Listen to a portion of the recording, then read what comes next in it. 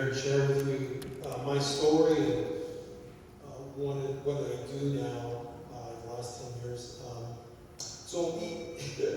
Anybody heard me talk before? Yeah, just a few people know back there. Okay. So I always tell everybody my story and how I got involved in alternative medicine. And, time flies. Have you noticed that time goes faster as you get older? And so the event happened about 40 years ago. So 40 years ago, just make sure I get the right, yeah, 40 years ago. So 40 years ago, my mom was suffering from high blood pressure, hypertension. And at the time, she was on a drug called Caterpillar, chlorine hydrochloride. And her blood pressure wasn't normalizing. And my aunt had died of a stroke, and my grandfather died of a heart attack. This is on my mom's side. And so we were concerned about my mother. And at the time, I was going to be a surgeon, so that's what I was studying. And so my best friend's uncle told me about this doctor who used natural products. His name was Roger Rogers. Sounds like a cartoon character, right? Roger Rogers. And there's actually now, Dr. Rogers has passed, but there's a bursary that's given out every 2 years to a doctor who works in this field for $500,000. That's how well-known Dr. Rogers became. But anyway, so I went to see him, and he told me about the incredible relationship between diet and high blood pressure, and that there's these little herbs that you use in urine to lower blood pressure, and that, the environment plays a role in lowering blood pressure. So anyway, so the next 2 months, I read everything I could on hypertension, on high blood pressure, and then we devised a program for my mother. And then before I could give it to her, I went to see our family physician, Dr. D'Amico. I said, hey, Dr. D'Amico, I went to see this Roger Rogers character. I did all this research, and I'd like to put him on this program. What do you think? And for some strange reason, 40 years ago, she said, yeah, let's try it. So you can imagine 40 years ago, alternative medicine was at a different place. So we put her on this program, and lo and behold, within 3 months, she was off her medication, and her blood pressure normalized. I said, wow, why wasn't she put on this program before? Dr. D'Amico was smart, and it was all because of a lack of education. And one of the herbs that we used changed my life. That herb was called, or still called, Crataegus oxycantha, hawthorn berries. And the reason why it changed things for me is because hawthorn berries does 3 things in the body. 1, it increases the inotropic effects of the myocardium, allows heart muscle to contract more efficiently. 2, acts as a diuretic, and that's therefore prescribed antihypertensive drug. 3, it acts as an ACE inhibitor. You probably have heard of an ACE inhibitor. ACE inhibitor, angiotensin converting enzyme. There's a hormone in your body that squeezes blood vessels. An ACE inhibitor reduces this hormone. So if you let less of the squeezing, you have more dilation, so blood pressure drops. So anyways, I go, wow. These are other herbs in other parts of the world that do other things to other parts of the body. And the answer to that question was yes. So it took me to find Bastyr University in Seattle, Washington. So I said, how do I get into this field? And I did, and I've been practicing for 32 years now. And I have told that story thousands of times. So I'll tell you a little follow-up on that story. So in 1995, I'm doing a lecture in Victoria, British Columbia, and a bunch of farmers. It was a huge crowd. It was really good. Anyways, so this presentation, and I said, anybody heard me talking about it? I'm going to put up their hand. So I'm telling the story, and guess who's in the audience? Dr. Roger Rogers. So always tell the truth when you're telling a story, because you never know who's in the audience. Anyways, okay, so now I can start. Okay, so I'm going to give you a little bit of background. So my background, I did go to UBC, I got my Bachelor of Science, and I started practicing in 1991 in Vancouver, and I've been lecturing and sharing this knowledge. It's one of the things I love doing. I do this because I really like it. Have you noticed? I have as much energy with this now than I did, 32 years ago when I first started. So one of the I've been doing in the last 10 years is I've been working here at BC Women's Hospital. So BC Women's Hospital is a very large, one of the largest hospitals in the country. And so they developed a program there called the Complex Chronic Disease Program. So there we treat conditions like, you probably heard of fibromyalgia, chronic fatigue syndrome, myalgic encephalomyelitis, long COVID. So these are the things that we treat. I have a 2.5-year wait list over there. And it's paid by the Ministry of Health. So they brought me into the program 10 years ago. And so I get paid like a specialist. I'm the first naturopath to be at a hospital in this kind of capacity. And so it's given me a real background in mitochondrial health, which I'm going to share with you, and I'll make it simple too. So the patients that we see have these conditions. You might have some of these. Fatigue, tired. Anybody here want more energy? Put up their hand, put it in. Post-exertionalities, they exert themselves. They go around the block 2 or 3 times. They're in bed for 2 days. They have cognitive dysfunction in the form of brain fog and memory loss. They have gastrointestinal issues. 2 hours a day, they swell up. They have pain in different parts of the body. And it's not, anybody heard of fibromyalgia pain? It's a whole different pain. The pain that we're all familiar with is called nociceptive pain. That's the pain like, when you strain a muscle, you get arthritis, you take a painkiller, it helps. Fibromyalgia pain is not that type of pain. It's an amplification of the signal of pain. Not treatable with painkillers because of the mitochondrial dysfunction. I'm going to share with you what that means in just a little bit. And then they have a whole bunch of other symptomology. You know, they can have restless leg syndrome. Oh, the other thing they have, they can't sleep properly. They have what we call unrefreshing sleep. So they're in bed for 8 hours or 9 hours. They don't feel, when they wake up, they don't feel like they're rested at all. They feel just as tired. So these are the conditions that I've been treating in, and I've developed a protocol for those conditions that now is used quite extensively. And so that's what I'm going to be kind of talking about tonight. So I got a lot of slides, but there's a lot of different things we're going to talk about. But here, let me start with this. This is what I start with all my patients. Think about the most important element in life. And it's not food and water. Because all of you, I've been watching every single one of you. Nobody's been drinking water or eating food for the last 5 minutes. But everybody's been breathing. Because we can't go up without breathing. So the most important element of life is oxygen, right? Everybody agree with that? So think about the consequential effects when you lack oxygen. And the best example that you would all agree with would be stroke victims.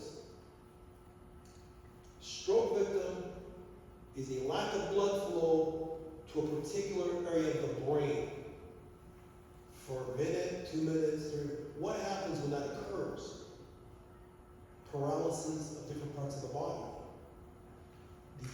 The inability to walk, to talk, you can even die from it. Which begs the question, what is oxygen doing that renders it so critically important to life? What does it do? So let's follow it. We breathe it in, goes into our lungs, gets incorporated into red blood cells. Inside the red blood cell is a protein called hemoglobin, and within that protein is a magnet called iron, and it binds to it. Then it travels through over 60,000 miles of capillaries, 100,000 kilometers of blood vessels. Did anybody know that number? Because I didn't until I looked it up. 100,000 kilometers. Eventually, going to those glial cells of the brain. So what does it do when it goes into those glial cells of the brain? It goes into those glial cells, one cell at a time. And when it goes inside of there, so what does it do that renders it so critically important to life, and without it, we die? It goes into the mitochondria. And it goes through a series of steps in the mitochondria and produces electricity for the body. That's it. In biology class, if you remember, you had the cell with 2 mitochondria. Each mitochondria each cell has over 1,000 to 2,000 to 3,000 mitochondria. 25 to 30% of the cell is mitochondria. Cyanide kills you instantly because it blocks oxygen from going inside the mitochondria. The mitochondria, do you guys have hydrodams in Manitoba? Yeah. Okay, so the mitochondria is like a hydrodam. The oxygen is the water. The water falls down the hydrodam, turns the turbines, and produces the electricity that lights up our cities. That's why we have lights. In the body, oxygen flows through the mitochondria the same way it turns these turbines and produces the energy molecule of the body called ATP, or I call it electricity. Every single cell of your body, every single type of cell in your body is like a factory producing something. So my muscles are factories extending and contracting. Extending and contracting. My glial cells relay information. My heart contracts and relaxes to pump blood throughout my body. My liver metabolizes. My kidneys excrete. Each one of those cells has a functionality that's all reliant on the production of energy. So when you don't produce energy in those particular cells because the mitochondria aren't efficient, you get dysfunction. And so what we're learning now is that these things control everything. Now here's some really neat things. Have I got 20 slides? No, really. Here's the interesting thing. The mitochondria are only inherited from your mother, not your father. Isn't that interesting? The mitochondria have their own DNA, and it's circular. They have their own DNA. So your DNA comes from your father and your mother in the 23 pairs of chromosomes. Mitochondria have their own DNA. It's circular, it's independent of the other DNA. So these little things are critical for everything. So as you get older, you don't have the same energy as you did when you were 15 or 20 or 30. Anybody notice that? So why is that? It's a good question. Because as we get older, we get less mitochondria in each one of our cells, and they're not efficiently functioning. So my patients with complex chronic diseases, their mitochondria aren't functioning at all. And so that's why they're tired. That's why they have pain. Because if you think about every cell of the body needing electricity to function, and that electricity has been reduced, nothing functions well. Nobody in here probably has optimal functioning mitochondria. Now we're learning that, is this why we get cancer? So they took a cancer cell and a normal cell. They took the DNA, the chromosomes, out of the cancer cell, and they put it into the normal cell. The normal cell stayed normal. They took the DNA out of the mitochondrial cancer cell and they transferred it over to the normal cell. That cell developed cancer. The mitochondria can sense disease states within the cell and send out signals when it's healthy to knock off cells to kill them so the cancer doesn't spread. So is our key to health creating optimal functioning mitochondria? And the research in that area is exploding right now. And the other place that's exploding is, anybody know? Anybody want to jump in? The microbiome, the bacteria of the gut. And think about this. Here's another one. So when I tell you, the mitochondria are only inherited from your mother. What do you think your microbiome was inherited from? Your mother. The mother. Both are the two most important elements to life are inherited from our mother. And here's another thing. When you look at the mitochondria, you look at the microbiome, the bacteria, they look very similar. They have similar DNA. What we're finding now is they communicate. So microbiome and mitochondria. You know, I probably was supposed to be on slide number 15 by now. Yeah, I am supposed to be trying to do, but that's okay, no problem. So here's another one. So when I did this lecture to the doctor, because I didn't even know myself. Because, my philosophy in medicine, and all my patients know this, the doctor thinks he knows it almost nothing. As soon as your doctor thinks they know it all, you're in trouble. Move on. Go to another one. That's really, really dangerous, because how can you know everything? It's impossible. Things are changing dramatically daily. You gotta keep on top of everything.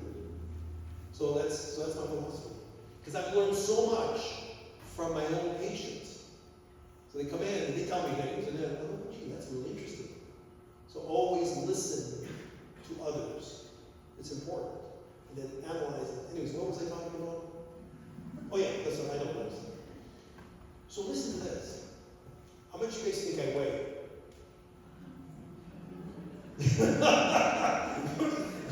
What do you think? I'm guessing. What? 180? 170. Well, thank you. Okay, so I do look thinner than I actually am. This is a good sign. Okay, I'm 192. So the reason why, I like just to make fun of it, because I know everybody always guesses less, which is really good. It makes me feel really good. So the reason why I say that, do you know how much electricity I produce every day? How much ATP? So this molecule of energy is called ATP, adenosine triphosphate. Do you know how much of this we produce every day? A healthy subject.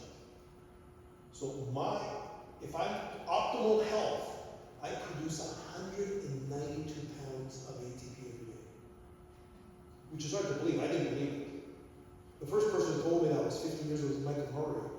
You know, he's pretty well known. He's published 40 books, and he never makes an error. So I know you're smart, but I got to look this up. And it's true. We produce our own body weight in electricity. What does that mean? That means you're burning it up all the time. You're making trillions of molecules, and they're burning off. So when that lacks, we get into trouble. So the real thing tonight is to try to talk about how can we improve mitochondrial function. I went through all these already. And so one of the things that we're learning, because I already shared with you, is that the mitochondria, their health is associated with every condition you can think of. So I brought you the conditions that I treat, which are very difficult. Anybody who knows somebody with chronic fatigue and fibromyalgia or myalgia and some of the myelitis, you would know. You go from doctor to doctor, and nothing ever happens. So that's why we're getting them all at BC Women's now. But autoimmune disorders, long COVID, aging, different types of diabetes, cancer, they're all related to mitochondrial dysfunction. So it would make a lot of sense that to improve overall health and longevity, and when I talk about longevity, I mean David Sinclair at Harvard, he believes that we can live a lot longer than we're living now.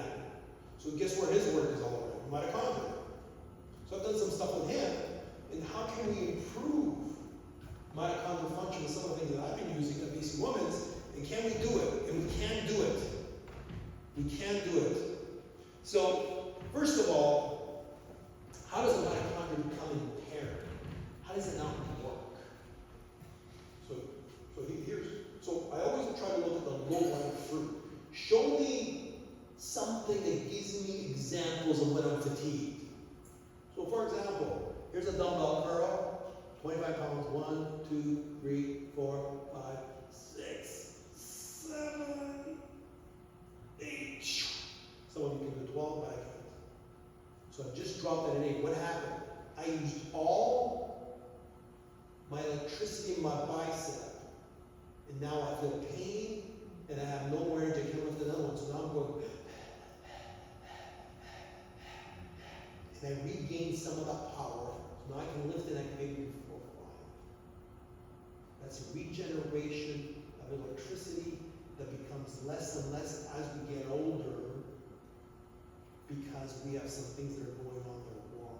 So I'm going to share with you, how do we regenerate that? What do we do to bring that back? That's one example. Another example is, when you get the flu, what do you feel? Tired. Pain. Icky bones. Why would you get icky bones? Remember what I just told you? Fibromyalgia, you got pain all over the place. Why? Because the reduction in energy production in every cell of the body, including your sensory cells. Sensory cells right here. Sensory cells.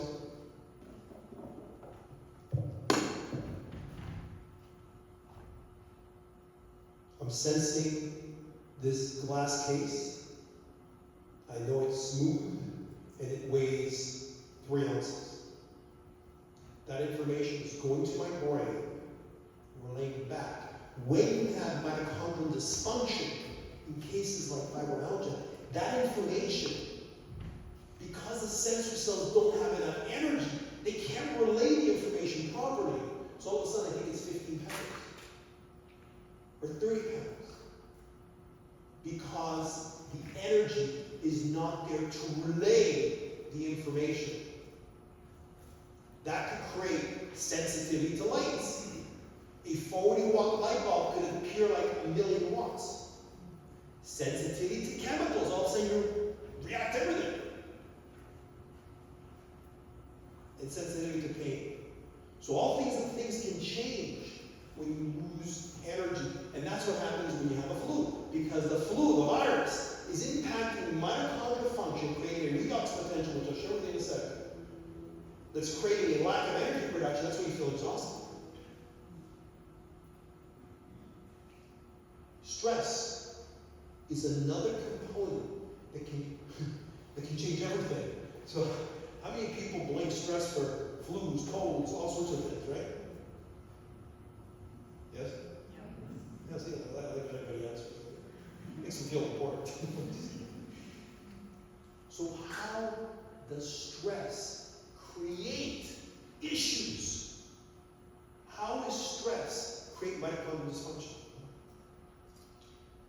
Because we always blame stress for everything, but do we understand it? Anybody heard of the fight or flight response? Yeah. Okay.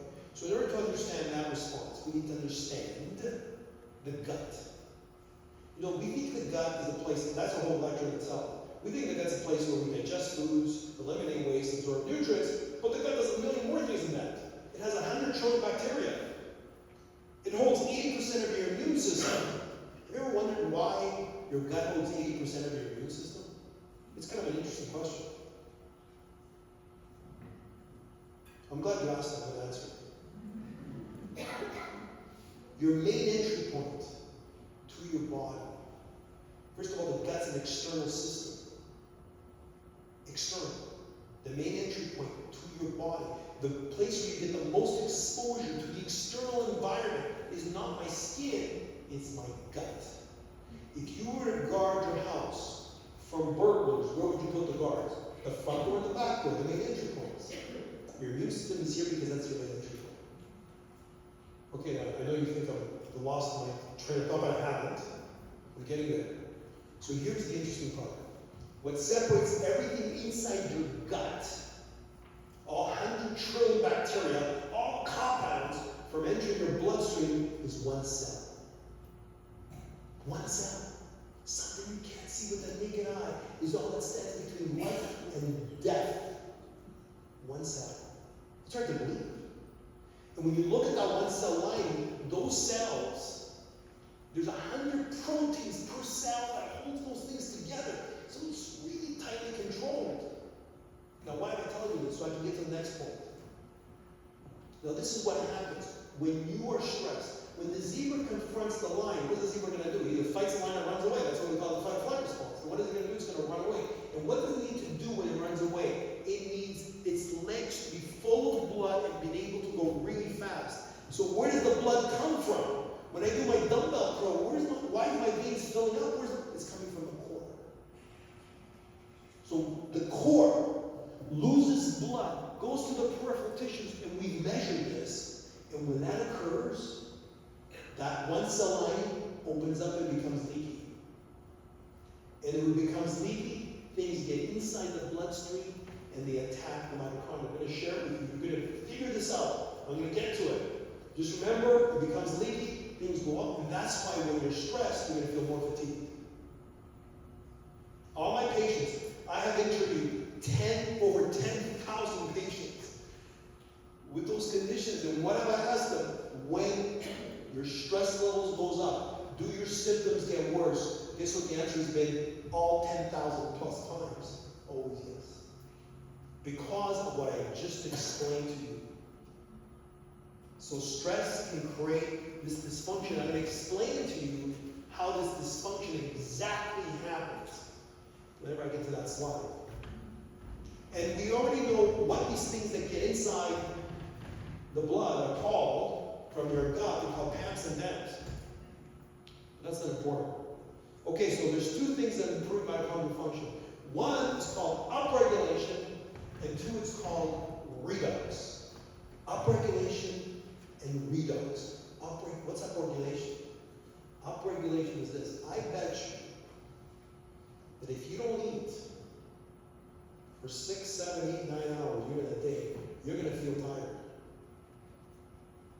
Have you ever had that feeling when you go, I got to eat something before I pass out? Yeah, so what is that? And that's because the mitochondria not only need oxygen, they need macro and micronutrients in order for them to do their thing. They need oxygen, but they need micro and macronutrients. That's called upregulation. Redox is more complicated, but I'm going to explain redox in just a second. I think that's a really, really, really important one. Okay, so let's start. So, what do we want to do? One of the things we want to do is target the mitochondria. Give the mitochondria some things that it might be lacking. It might not be lacking, but some things it might be lacking. And by doing that, just like when you don't eat for X amount of period, you feel tired and fatigued. The mitochondria can do the same thing, and that's why you're feeling tired and fatigued, because your energy is always about how the mitochondria feel. The other thing that's important is this thing that we call NAD support, which is this electron dance, which we're going to go into detail in just a little bit. Anti-inflammatory support, we're going to talk about because that has a lot to do with dementia.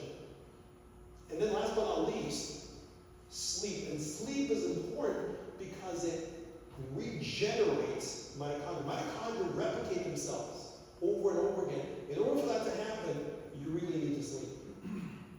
I mean, don't part of it. How many people have a hard time sleeping? A lot of people. Didn't realize how many people have issues with sleep. So I'll give you some tidbits on that as well. Okay. So far, so good? Nobody falling asleep yet? I really do my best to try to keep everybody awake. And if you drank that stuff, you should still be. Okay, so the first thing, this is what I recommend every time. Every patient I've recommended this to has followed it. I call it a hit. I call this nutrient a hit. What a hit is, if I give it to 10 people, 8 people are going to get results. Anything that I tell you, I've given it to at least 100 people. I don't read things in a book and then tell you from what I read. I'll tell you things that I've read in books, but things that I've seen with patients. So that's my philosophy. So the first thing that I will guarantee you, if you do this in the morning, you will feel better in the day, is 25 grams of protein in the morning. How simple is that? There's no genius to this. That's as simple as it gets. 25 grams of protein in the morning. I will tell you right now, if you do that, within 3 to 7 days, you're going to feel it. And you can come back to me. You know, and then I'll let you know, somebody that heard me talk out 50 years ago said, you know, I did that protein thing and you said, I really felt good. It's been 50 years I've been doing that now. It's always good to hear the story. 25 grams of protein in the morning. Why protein is so important? Because the only thing your DNA makes is protein. So you need the building blocks. So 25 grams in the morning. And why in the morning? Why not, at 11 o'clock or 12? Because in the morning is when you get the least amount of protein. Because people wake up and they'll have toast, coffee, cereal. So you want 25 grams. But what's 25 grams? 4 eggs. Is there any way of taking it? Yeah, take a protein powder. That's what I do. Every morning I mix my protein.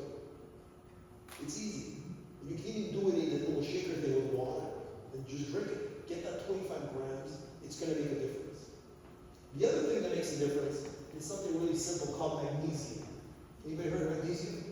So my recommendation for magnesium is 300 milligrams in the morning and 300 milligrams at night. Everybody's going to ask me, which one? And there's all sorts. So this is magnesium, my microphone. This is magnesium citrate. This is magnesium bisglycinate. This is magnesium threonate. Does magnesium change? It doesn't change, does it? What changes is the carriers. There's different, they're just carriers, and they carry to different parts. So you use the magnesium the best suits you. You can start with a citrate and build your way up. If your citrate gives you too much diarrhea, then you switch to a bisglycinate or threonate. But 300 milligrams in the morning and 300 milligrams at night. That's a hit. What does that mean? If I give it to 10 patients, 8 patients will get a result. That's an 80% success rate. That's really good. Then the other thing that I highly recommend, and all these things will be in the mitochondrial formula. So those are things I've been giving to my patients for the past, at the hospital the past 10 years, in practice the past 16 years. So I have a lot of experience with these compounds. The other one is called ubiquinol, or ubiquinol. This is something you've heard of called coenzyme Q10. And coenzyme Q10, or ubiquinol, is made in the body naturally. So I recommend 300 milligrams of that in the morning. Within 3 to 7 days, you should see a response with it. You'll get energy uplift. So why is it important? Because when we look at, remember the oxygen goes into these turbines? Inside the mitochondria, there's 2 turbines that require CoQ10. They need it. Without it, they can't function. Now, your CoQ10, you make it naturally, but sometimes you don't make enough of it. So you need supplementation. You'll see if it works. You'll see it within 3 to 7 days. Now, people that they may take cholesterol medication, like Lipitor. So here it is. Follow my hand. Here's something called mevalonate in the liver. Mevalonate becomes cholesterol. 80% of all your cholesterol is made in your liver. All your cholesterol, 80%, 20% comes from your diet. Mevalonate becomes cholesterol. Mevalonate becomes coenzyme Q10. If you take a cholesterol blocking agent, like Lipitor blocks mevalonate from becoming cholesterol, but also blocks it from becoming CoQ10. So whenever you take an anti-cholesterol drug, you need to take the ubiquinol or the CoQ10. Very important. The next product that I recommend is something called acetyl L-carnitine. Acetyl, 500 milligrams, 3 times a day. So what is acetyl L-carnitine? When a duck travels 1,000 miles without landing, you got to figure out what the heck is the duck doing? Where's it getting its energy? It's getting its energy from its fat. It burns fat to create energy. And how does the energy get inside the mitochondria? It's carried in there by acetyl L-carnitine. It's a carrier of fats. 300 milligrams, 500 milligrams, 3 times a day. Acetyl L-carnitine. And so those are like kind of the magic bullets. And when you look at, I think they have it here, I'm not sure, but when you look at the mitochondrial formula, that's exactly what it has. It has those compounds in it. It has compounds that produce the ATP to help increase the efficiency. So this is all about upregulation. Now what I want to share with you is redox. Okay, so here's my famous drawing. What is redox? So on your left, You have the apple. Anybody ever slice an apple in half? Yeah, of course. And notice the way it browns. Why is it browning? Because it's reacting with the oxygen. And when it reacts with the oxygen, it rusts. Now what happens when you squeeze lemon juice on it? It doesn't rust. Anybody done that before? It's cool, right?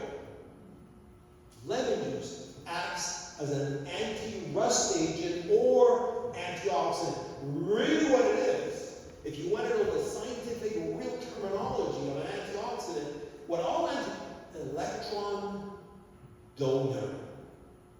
All antioxidants, vitamin C, vitamin E, grapes, they're all electron donors. They give electrons. And all electrons come from where? Earth. The reason why trees grow to 200 feet is not because of the water you feed it, it's because of the electrons that create the atoms. So anything that's grown on the earth, vegetables, they all have these electrons. That's how they work. And so all antioxidants are electron donors. So I just remember that. Okay. Now, everybody understand antioxidants? Everybody understands oxidation, right? Oxidation is rusting. So here's my caveat. You can't find in this book. This is something I made up. But it explains everything. The mitochondria cannot, under any circumstances, they can never rust. If they rust, they die. If they die, we die. Everybody follow that? Can't find that in the book. That's my thing. I own it.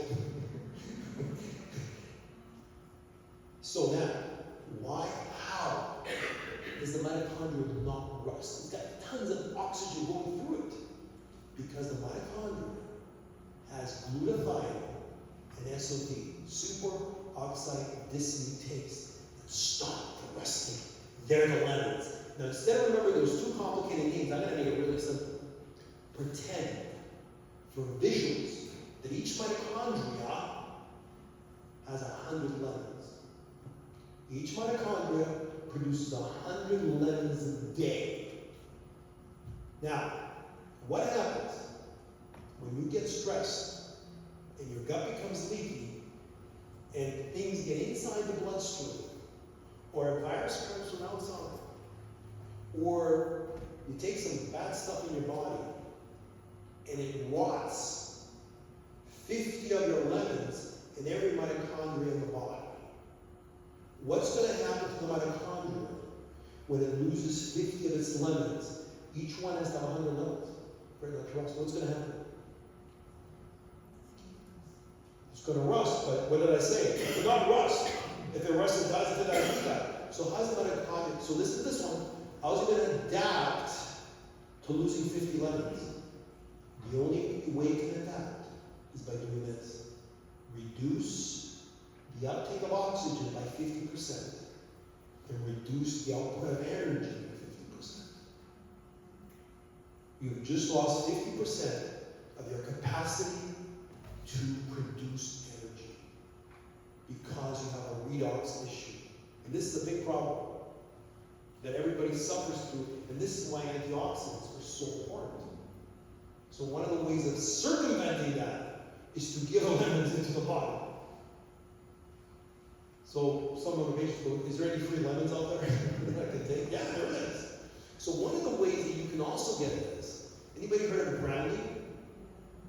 So grounding, the greatest electron donor we have is the earth. So if you can ground your feet to the earth, the electrons come in. We've measured it. We've gone and done this testing. So you can measure it. That's why when you go walk the beach, you feel like $1 million for some reason. You expose yourself to that, it's incredible what can happen. So why? Because these electrons are filling up the lemons that you're missing. Is that simple enough? I try to make, you understand what I'm saying? You know, it's a thing that I have, right? Because when I was in medical school, I remember we had a professor who taught us genetics. And we had about 400 students in the class. And when he was talking, I didn't understand what the heck the guy was talking about. And then I looked around the class, nobody was putting up their hands, so I thought, am I the only dumb in the class? So I went to my Eugene, what's he talking about? He goes, I don't know what he's talking about. Oh, why don't you put up your hand? He goes, why don't you put up your hand? So then, this is a true story. I asked everybody in the class. It took me like 3 days. I said, guess what everybody said? It's very confusing. I don't understand what he's talking about. I go, all of a sudden I felt smart again. So then I went to see this professor. I said, hey, Prof, I got to tell you, half the time you're talking, I don't even know what the heck you're talking about. And it's not only me, because I talked to the rest of the class, and they said they can't understand what you're saying either. He goes, I don't blame you. I go, you don't? He goes, I don't even know what I'm talking about. This is the answer. I go, what? He goes, I hate teaching that class. I can't stand it. I go, then why do you teach it? He goes, that's the only way they're going to give me my funding for my research. He's really bright guy. Oh my God. So I said to myself, hey, if I ever teach, I want to make sure everybody understands what I'm talking about, because if they don't, it means I don't know what I'm talking about. So that's why I try to explain things as simple as possible. So the way that I explain it to you is the way that I understood, I learned this stuff. So it's a process. You got to kind of really understand, because I feel that healing is really about understanding. And the more education we have, the better. 40 years ago, there was none of that. So we just accepted everything the doctors had. Now we don't. Now we look, and we search, and then your internal instincts will tell you whether or not that's the right thing to do. And so everything that I'm telling you, I've shared with patients, and everything I'm telling you, I've utilized in patients and seen some really optimal results. Okay, so these are some of the products. So this combination is a combination that I've used, and so now it's available for you to take. And so it's been really successful, and so there's some pretty big athletes that take this stuff now, because this is what I was using to treat my patients. So now it's all in a powder form or in a capsule form, and something that everybody that takes it sees a response with it, because it's that beneficial for you. So it's a really neat product. One of the other products that I want to kind of touch on is where are we here? Okay. Is NAD. So nicotinamide adenine dinucleotide, now you know why we call it NAD. And the reason I didn't bring this slide up because it's complicated, what it does, what NAD does, is it picks up the electron and throws it into the mitochondria. Without NAD, we can't get these electrons going inside the mitochondria. So it's a critical component in mitochondrial energy production. There's an electron dance that happens. Remember I told you, electrons are everything. So I've been putting together a book that's going to have all this information, and it should be free for everybody, but one of the things that I've been bringing up that nobody's really taught is electrons. It sounds confusing and complicated, but it's not. Because everything's about this electron dance. And NAD is the carrier of this electron dance. And when you look at some of the things that a lack of NAD will create, it's important for everything. Why is it important for everything? Because it supports the mitochondria. What do the mitochondria do? They provide all the energy for everything that we do. Every comment I have made, everything I have said, was relying on my energy production in my brain, in my muscles, in my speech patterns. It's all energy. And so if you can optimize the energy, it's important. Now, the problem with NAD, and so they've sold NAD in the past, but the problem is it really doesn't get to where we need it to get. So there's something else, nicotinamide mononucleotide, NMN. And so what has been shown, that NMN can increase the levels of NAD by 60% after a couple of weeks.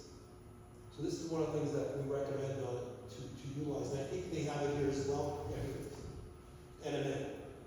So this is something that I also take, and I'm going to show you. You know, a long time ago, when I started,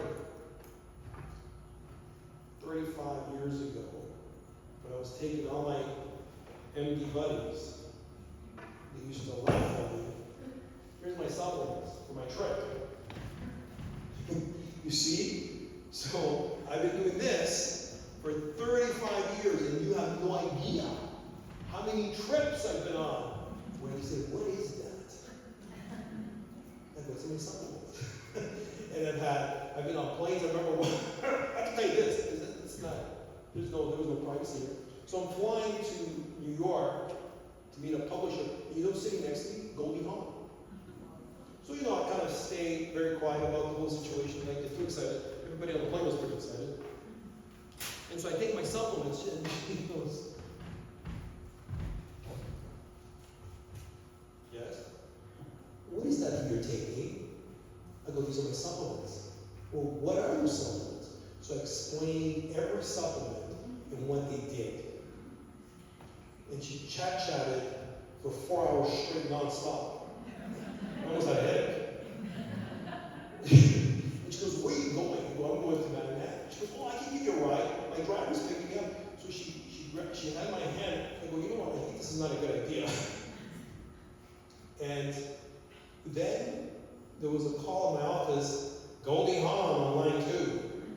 She goes, can you put me on that program that you were on? And so that's just one story. I have lots of those stories, really fun stories where, it's just kind of interesting that those supplements a long time ago, they were expensive urine, and now they become real science. But it's always been real science. And one of the reasons I still do these presentations to stores is because without the stores, I don't think I'd be here, or we wouldn't be here. Because it's these stores that started way back that really believed in all this. And they pushed it, and they really created the environment for us to really grow. And now, everybody's taking supplements. And what I try to do is provide real information. And everything I tell you is accurate. Just like, remember Dr. Roger Rogers? I always tell the truth when you're telling a story because you never know who's in the audience. And so that's really important. And so I always, when I share this with you, one of the things I wanted to share was that there's a new health channel coming out. It's called the Health Channel. It's going to be available, and I think the stores will give you information on it. And there's going to be no advertising. There's going to be no brands. It's just going to be pure information. I try to stay away from brands, and I'm really more product. I'm a very product biased, so I'm very biased towards these things that work. And so this information is going to be for all of you. We're going to have, Dr. Hyman's on, Mike Murray's on, we've got all the top physicians. I do a lot of presentations on this channel, and it's privately funded. It's just for information only. So it'll be like a Wikipedia. It'll be like this. I can give you this lecture because there's something about live instead of reading. Just reading it off the thing. This kind of information is really, really good for you. So I really want you to get into this kind of stuff. I want you to start taking this material. And then, if I come back here, you can tell me if it worked or not, because it will. You'll feel different. So remember this, that the body has this innate ability to heal itself if you give it the right environment. And so the mitochondrial is something that I would recommend everybody go on.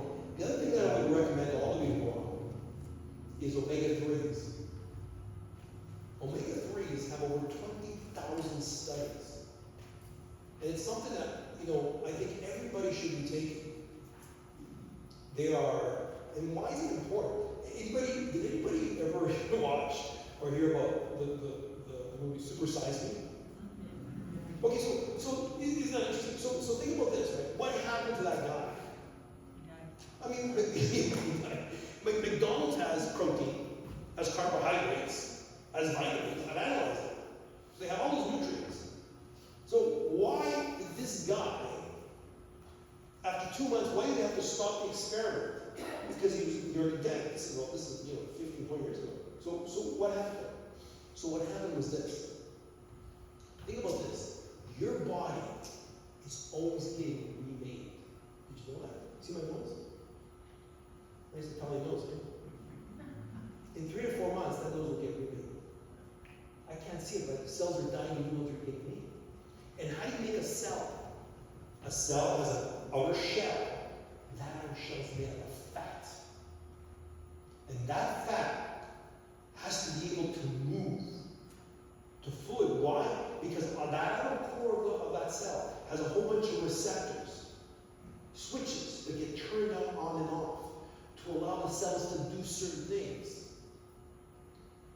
And so if you start taking McDonald's, the fat that you're going to be incorporating into your body is trans fats. Those trans fats, those oxidized fats are going to get incorporated into those new cell membranes, and those cell membranes are not going to be able to communicate like they normally communicate. That creates chaos. And that's why that individual had to stop the experiment. Omega-3s can reverse it. One of the ways of preventing dementia is omega-3s. Believe it or not. I can almost guarantee you that fact.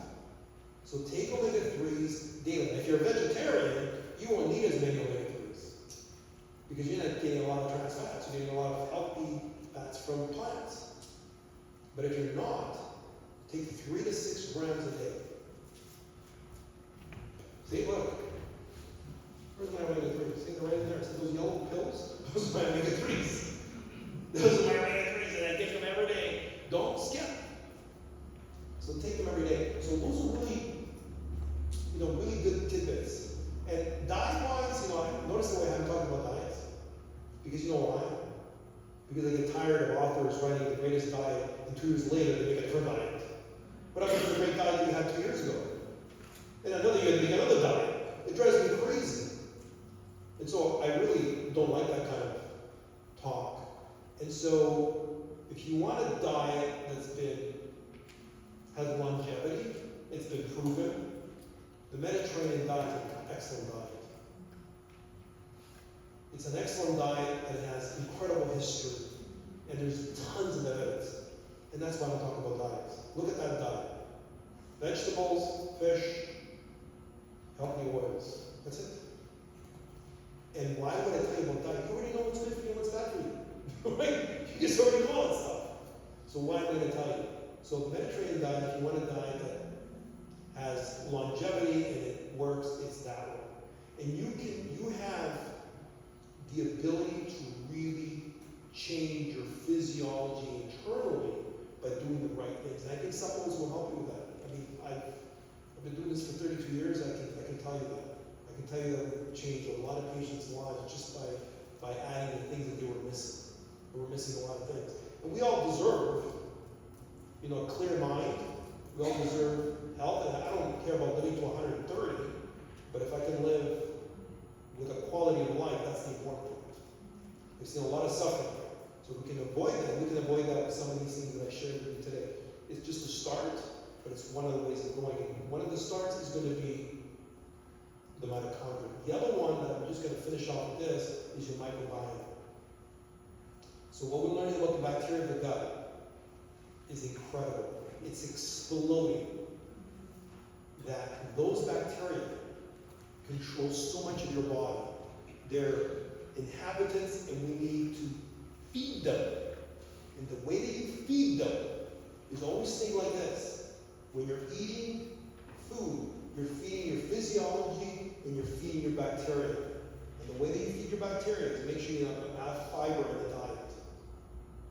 There's a great study, and I don't have it on here, the Burkina Faso study, where they took children in Western Europe and children in Burkina Faso, and they analyzed their microbiomes. They found that the children in Burkina Faso, they're in Africa, had far superior microbiomes. They had less pathogenic bacteria, more beneficial bacteria. You know what the difference it was? The kids in Western Europe were eating refined carbohydrates that were getting absorbed in the upper gastric tract. And that's where sugars get absorbed, up here, not down here. They're not feeding candida like everybody thinks. The Burkina Faso kids were eating a lot of tubers, rooted vegetables. They were getting to the lower gut and they were feeding those bacteria, those healthy bacteria, creating more healthy bacteria, and more healthy bacteria kill the bad bacteria. And that's why fecal transplants have become really popular. We do them at BGH and RegenerLife for C. difficile. They work 100% of the time. But we're learning that the bacteria of the body, of the gut, are critically important to all general health. So that's one tidbit I can give you. When you eat, think about not only feeding your physiology, you're also feeding the bacteria of the gut as well. And with that, I thank you very much for your attention. I don't want to go over an hour because it becomes boring. And I hate boring conversations. Anybody have any questions? Yeah, go ahead. It's kind of big on nowadays on one stuff, intermittent fasting. Yeah. How does that affect your mitochondria? So really good question. So is intermittent fasting, the real deal. So here it is. So when you eat, food goes in your mouth, goes into your stomach. The pH of the stomach is around 2. That's very acidic. From that 2, it goes into your duodenum. In the duodenum, enzymes from the pancreas are secreted, bile squeezes, the liver pushes bile to make sure you absorb fat. That's 2 hours. Now, it's ready to enter the major part of your small intestine, the jejunum and ileum. At that particular moment, something critically important happens. Something called the migrating motor complex. It's a vacuum cleaner. The vacuum cleaner sucks up all the bacteria in the small intestine and all the debris and throws it into the colon. Now, food can enter the major part of my small intestine. It's a 4-hour process where the absorption of nutrients and digestion finishes. Then what's left over is a liquid soup. That liquid soup, after 4 hours, goes into the colon, and the colon pulls water out of the liquid soup to create stool. If the colon doesn't pull the water, that's what diarrhea is. Diarrhea is the inability of the colon to pull water back into the bloodstream. Now, I'm getting to the intermittent fasting. I gotta explain all this first. See, I give you the real answer, not the BS answer, right? So now, imagine another scenario. 2 hours. Now it's ready to enter the major part of the small intestine, but the vacuum cleaner doesn't work. Because I'm eating again. Or because of some other consequence. Now bacteria, what happens? The bacteria start eating the carbohydrates, and they produce gases. Methane and hydrogen. If you got a lot of hydrogen, you get diarrhea. If you have a lot of methane, you get constipation. So now, and then they suck up, because there's bacteria in the small intestine, iron gets sucked up and you get your iron stores will drop. Intermittent fasting changes that because you're not eating. Not eating stimulates the migrating motor complex. This is a big problem. It's a huge problem. So that's where it's beneficial. One of the benefits. And the biggest benefit, I think, is that. Because we're seeing it. So I'm seeing it over and over again. So with that, and because you always try to figure out what is it doing besides all this stuff of starvation, fasting, which helps. It's doing that. It's stimulating the migrating motor complex. So a lot of patients don't have it, so I got to stimulate the migrating motor complex. I got to get prokinetics to get it going. We got to take those bacteria out of the small intestine and throw them into the colon where they belong. So the reason why I give a long answer is because I'm trying to give you the right answer. And then you can research and look it up and you'll find that that's true. All right. Migrating motor complex. Go look that up. It's really interesting. Anybody else have any other questions? That was a good question. Okay, so thank you very much for your attention. I really appreciate it. Thank you.